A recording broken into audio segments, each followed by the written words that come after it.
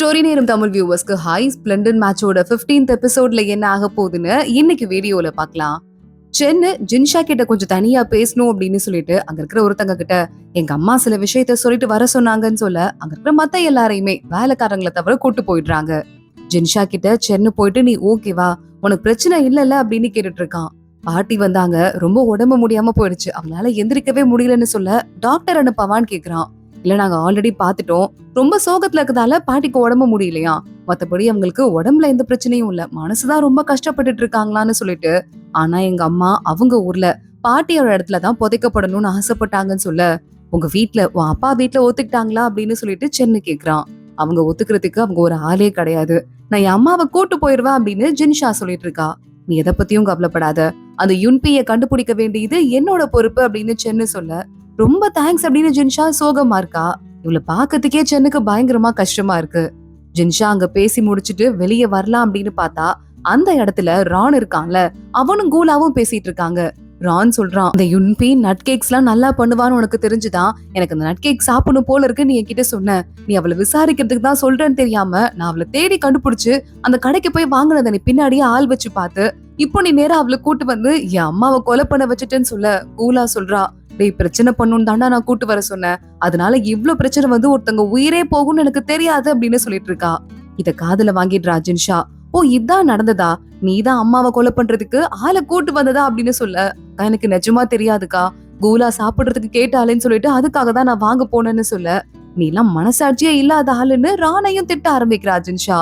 கூலா வேகமா அவனுக்கு எதுவும் தெரியாது, நான் அவன் கிட்ட போய் சொல்லிட்டேன், நான் அவனை யூஸ் பண்ணிட்டேன், யாருக்காவது தண்டனை கொடுக்கணும்னா எனக்கு கொடுன்னு சொல்ல, போதும் நடிக்காத, என் சொந்த அக்காவை விட ஒன்னதான அக்காவா நினைச்சேன், என்ன நம்ப வச்சு ஏமாத்திட்டல, இனிமே ஒன் பேர்ல எனக்கு ஒரு அக்காவே கிடையாது, உனக்கும் எனக்கும் எந்த உறவும் கிடையாது அப்படின்னு சொல்லிட்டு பயங்கரமா கத்த ஆரம்பிக்கிறாரான்.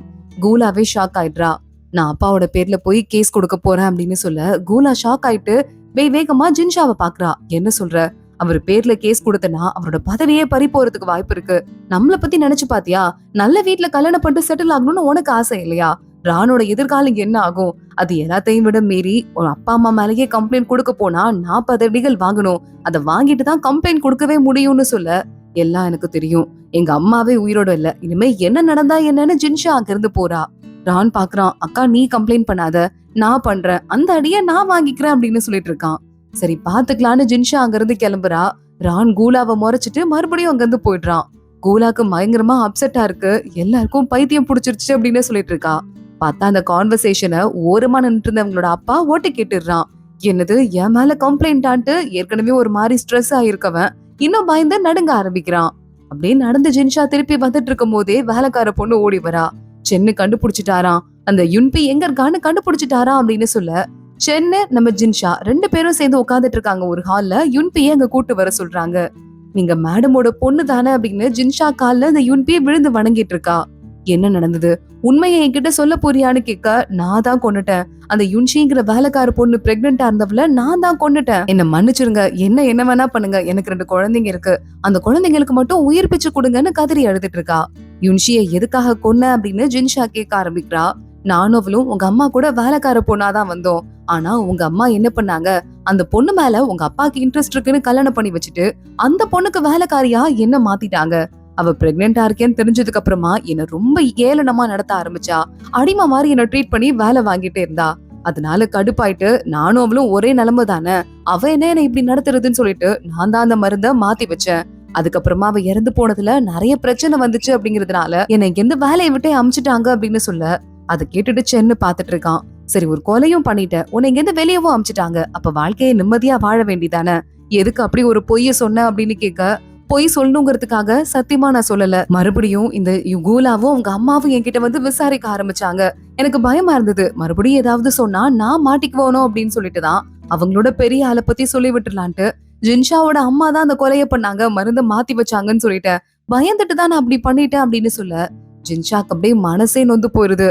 இவங்க எல்லாம் பண்ண ஒரு சின்ன தப்பால எங்க அம்மா எனக்கு இறந்து போயிட்டாங்களேன்னு சொல்லிட்டு ஒரு கொலைஞ்சு அப்படியே போய் நின்னுட்டு இருக்கா. சென்னு வெளியே வரான். என்ன பண்ண போற அப்படின்னு கேக்குறான். இவங்க வந்து எழுதி கொடுத்திருக்காங்கல்ல, அந்த கன்ஃபெஷன் என்கிட்ட கொடுப்பீங்களான்னு கேட்க, அது உனக்குதான், அதை வச்சு என்ன பண்ண போறேன்னு சென்னு கேட்க, எங்க அப்பாவை நான் கம்ப்ளைண்ட் பண்ணா வேலையை விட்டு தூக்க முடியுமான்னு ஜின்ஷா கேக்குறா. நான் தூக்க வைக்கிறேன் அப்படின்னு சென்னு சொல்லிட்டு இருக்கான். அது போதும், எங்க அப்பா கஷ்டப்படணும். என் அம்மா மட்டும் பாருங்க உலகத்திலே இல்ல.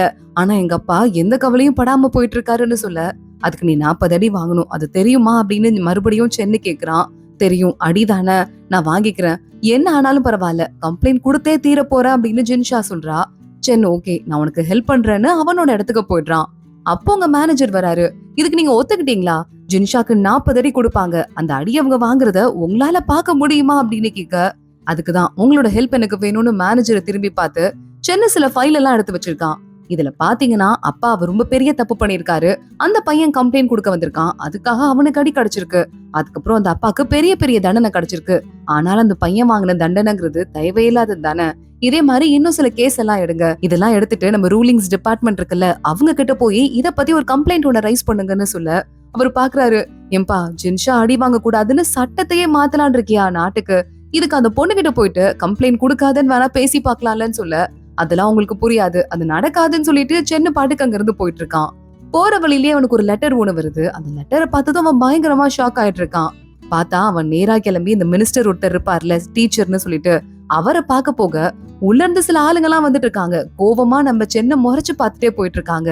சென்னை அடுத்து டீச்சரை பார்க்க போறான். இங்க பாரு, அவங்க எல்லாம் இருக்காங்க, கண்டுக்கவே கண்டுக்காத, சம்மர் வரப்போகுது, எக்கச்சக்கமான ஃபிளட் வரதுக்கு வாய்ப்பு இருக்கிற நேரம் இது. ஏன்னா அணைய திறந்து விட்டாங்கன்னா அது இருக்கிற வீக்னஸ்க்கு எங்க வேணா உடைச்சுக்கலாம். இப்ப மட்டும் இந்த ரூட் எல்லாமே ஓபன் ஆயிடுச்சுன்னு வச்சுக்கோயேன், கடல் வணிகத்தை தடுத்து நிறுத்தணுங்கிற அவசியமே வராது. அதனால எதிர்நாட்டோட எந்த ஒரு ஆயுதமும் உள்ள வரவே வராது. நம்ம நாட்டுக்குள்ள இருக்கிற டிரான்ஸ்போர்ட் எல்லாம் நம்ம ஆறு வழியாவே நடந்துரும்னு சொல்லிட்டு ஹாப்பியா இருக்காரு. ஆனா சென்னை ஒரு மாதிரி டென்ஷனாவே இருக்கான். இல்ல, நான் உங்கள்கிட்ட ஒரு விஷயம் சொல்ல போறேன். நான் ஏற்கனவே சொன்னேன்ல, இந்த எதிரி பிரின்ஸ் குளோரியனோட ஆளுங்க எக்கச்சக்கமான ஆயுதங்களை உள்ள கொண்டு வராங்கன்னு. அந்த ஆளுங்க ஏற்கனவே நம்ம நாட்டுக்குள்ள வந்துட்டாங்க, இன்னும் கேபிட்டல் சிட்டிக்குள்ள மட்டும்தான் வரலன்னு சொல்ல, டீச்சர் கொஞ்சமா டென்ஷன் ஆயிடுறாரு. அவங்க கேபிட்டல் சிட்டிக்குள்ள வரவே கூடாது. இப்ப இருக்கிற அமைதி நிலைக்கணும்னா கேபிட்டல் சிட்டி ஃபர்ஸ்ட் பாதுகாப்பா இருக்கணும், அதை வச்சுதான் அடுத்தடுத்து எல்லா இடத்தையும் நம்ம பாதுகாப்பா வைக்க முடியும்னு சொல்ல, நான் அடுத்துக்கான ஏற்பாடுகளை பண்றேன்னு சொல்லிட்டு சென்னை அங்க இருந்து கிளம்புறான். சென்னை போயிட்டு மேனேஜர் கிட்ட, நானே கிளம்பணும், சீக்கிரமா போய் அங்க இருக்கிற எல்லா வழியையுமே கண்ட்ரோல் பண்ணணும், எந்த ஆயுதமும் உள்ள வராம பாத்துக்கணும் அப்படின்னு சொல்லிட்டு சென்னை ஐடியா போட்டுட்டு இருக்கான். இங்க நம்ம ஜின்ஷா சாப்பிடாமலே இருக்கான்னு சொல்லிட்டு கூரோங்க இருக்காங்க, அவனே வந்துட்டான். சாப்பிட போறியா இல்லையான்னு சொல்லிட்டு மிரட்டி அவளை சாப்பிட வச்சுட்டு, அப்படி சாப்பிட்டாதான் நாளையில இருந்து நம்ம கிளம்ப போறோம், பெரிய டிராவல், அத்தையோட பாடி எடுத்துட்டு நம்ம ஊருக்கு போக போறோம், அதுக்கு உனக்கு ஸ்ட்ரென்த் இருக்கணும் இல்லன்னு சொல்லிட்டு வெளியே போயிட்டு இருக்கான். ஜின்ஷாவை மறுபடியும் திரும்பி பாக்குறவன், உன்னை உங்க அம்மா வந்து கடைசியா அம்மான்னு கூப்பிடுன்னு சொல்லி கேட்டாங்களாம், நீ கூப்பிடலங்கிற வருத்தம் உன் மனசுக்குள்ள நிறைய இருக்கு, அது எனக்கு தெரியுது. ஆனா நீ கூப்பிட்டதே இல்லன்னா கிடையவே கிடையாது. 4 வயசு உனக்கு ஆகுற வரைய உங்க அம்மா 6 மாசத்துக்கு ஒரு தடவை உன்னை பார்க்க வருவாங்க. அப்பெல்லாம் அம்மான்னு கத்திட்டு ஒரு தெரு முழுக்க நீ ஓடுவ, அவங்க மடியிலே உட்காந்துட்டு இருப்ப. அப்புறம் உங்களுக்கு உடம்பு முடியாம உன்னை பார்க்க வரதுக்கு முடியாம போயிடுச்சு. அது மட்டும் இல்லாம இப்ப நீ அம்மான்னு கூப்பிடலனா கூட அவங்க மேல நீ வச்சிருந்த பாசம் உங்களுக்கு தெரியாது நான் நினைச்சிட்டு இருக்க. இப்ப இவ்வளவு சோகமா நீ இருந்துட்டு இருக்கே, இந்த சோகம் அவங்களுக்கு கேட்காது நான் நினைச்சிட்டு இருக்க. அதனால எனக்கு ஒருத்தங்களுக்கு ஆறுதல் சொல்றதுக்கு தெரியாது. இந்த ஃபேக்ட நான் உன்கிட்ட சொல்லணும்னு நினைச்சேன். இப்ப கூட ஒன்ன வருத்திட்டு அடுத்தவங்களுக்கு தண்டனை வாங்கி தரணுங்கிற அளவுக்கு யாரும் ஒர்த்துன்னு எனக்கு தோணவே இல்ல. யாரும் இல்லைன்னு சொல்லிட்டு உன்னை நினைக்காத. உனக்கு பாட்டி இருக்காங்க, உன் தம்பி இருக்கான், நான் இருக்கேன். எங்களை பத்தி நினைச்சு பார்க்க வேண்டிய இடத்துல நீ இருக்கன்னு சொல்லிட்டு கூரங்க அங்க இருந்து கிளம்பிடுறான். வேலைக்கார பொண்ணே ஜின்ஷா இப்பயாவது சரியாவாங்களான்னு சொல்லிட்டு பாத்துட்டு இருக்கா. இங்க நம்ம ஜின்ஷாவோட அப்பா இருக்கான்ல, அவங்க பிரதர் கிட்ட பேசிட்டு இருக்கான். உன் மேல கம்ப்ளைண்ட் வந்துச்சுன்னா கண்டிப்பா உன் பதவி போயிடும்டா, யாராலையும் காப்பாத்த முடியாதுன்னு சொல்ல, லைஃபே போச்சு, என் லைஃபே போச்சு, ஜின்ஷா கண்டிப்பா என் மேல கம்ப்ளைண்ட் பண்ணிடுவான்னு சொல்லிட்டு அங்க இருந்து கையில வந்து கயிறு எடுத்துட்டு அவன் பாட்டுக்கு ரூம்குள்ள போயிட்டு இருக்கான். ஜின்ஷாவும் வேலைக்கார பொண்ணும் பாக்குறாங்க. ஜின்ஷா தடுத்து நிறுத்தவே இல்ல, அவ பாட்டுக்கு பாக்குறா, அவர் பாட்டு கழுத்துல கயிறை மாட்டிக்கிறாரு. அப்பையும் கண்டுக்காமலே நிக்கிறவ ஒரு 2 நிமிஷம் அவர் கஷ்டப்பட்டதுக்கு அப்புறமா உள்ள போறா. வேலைக்கார பொண்ணு கயிறை கத்தியால அறுத்து விட்டு அவரை காப்பாத்துறா. கையில இருக்கிற டீ கப் எடுத்து தண்ணிய தூக்கி மூஞ்சில ஊத்தி அந்த ஆளை எழுப்பி விட்டுட்டு, இதுல கையெழுத்து போடுங்க, உங்க மேல கம்ப்ளைண்ட் பண்ணாம விட்டுடுறேன் அப்படின்னு ஜின்ஷா சொல்றா. பார்த்தா அவங்க அம்மாக்கும் அப்பாக்கும் இருக்க டிவோர்ஸ் ஃபார்ம் தான் அது. நான் எதுக்கு டிவோர்ஸ் பண்ணணும்னு சொல்லிட்டு அவதான் இறந்தே போயிட்டாளேன்னு கேட்க, இறந்து போனதுக்கு அப்புறமாவது என் அம்மா ஆத்மா நிம்மதியா இருக்கட்டும், காதலே இல்லாதவன் ஒருத்தன் கூட வாழ்ந்ததா எங்க அம்மாக்கு கடைசி வரைய விதி வேண்டாம், அதுக்கும் மேலையாவது நிம்மதியா இருக்கட்டும், எங்க அம்மா ஏன் இறந்து போனாங்கன்னு இப்பயாவது தெரியுமான்னு ஜின்ஷா கேக்குறா.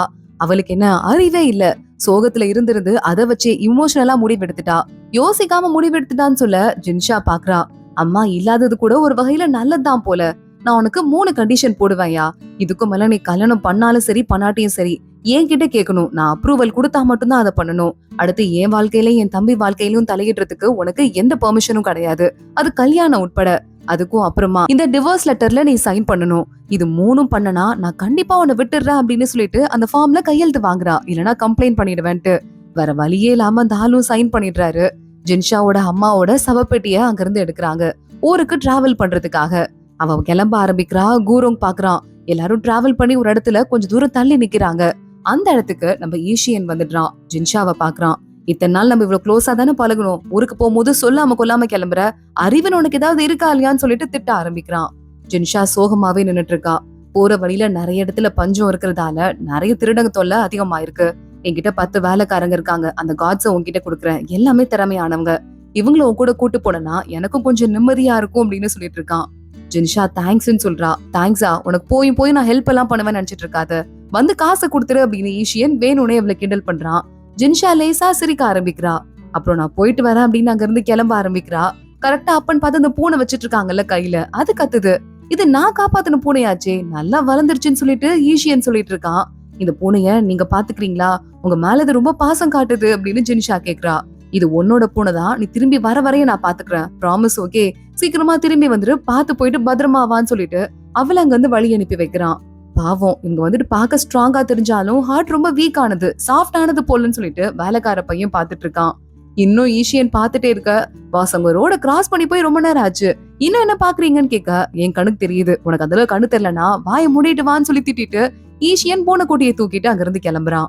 இங்க சென்னும் அவங்க அம்மாவும் கூட டிராவல் பண்ணி வந்துட்டு இருக்காங்க போல.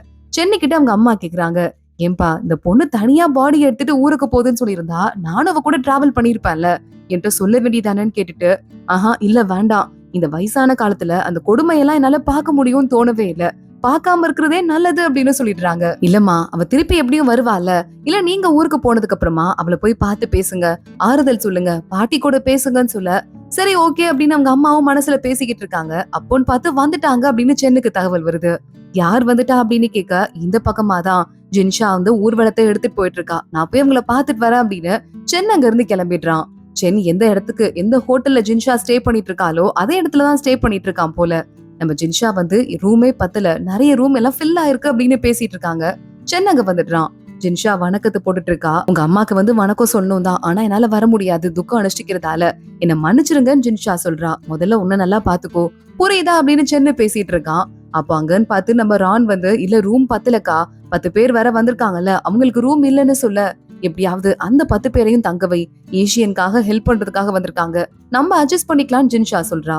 சென்னு பாக்குறான், ஈஷியன் ஆளுங்களை அனுப்பியிருக்காங்களா, எத்தனை பேரு அப்படின்னு கேட்டுட்டு அத்தனை பேருக்கும் ரூம் ஏற்பாடு பண்றதுக்கு அவனே ஏற்பாடு பண்றான். ஜின்ஷா தேங்க்ஸ்ன்னு சொல்லிட்டு இருக்கா. இங்க நைட்டு நேரத்துல இப்படி பண்ணுங்க அப்படி பண்ணுங்க ஏதோ கரகரன்னு சத்தம் கேக்குது. வேகமா சென்னு போய் வெளியே எட்டி பாக்குறான். ஜின்ஷா தான் அவங்க அம்மாவோட சவப்பெட்டி வண்டியில இருக்குல்ல, அது அப்படியே மழையில நனையாம கட்டுறதுக்கு ட்ரை பண்ணிட்டு இருக்கா. மழை ரொம்ப கொட்ட ஆரம்பிக்குது. அதுக்கும் சென்னு ஏற்பாடு பண்றான்.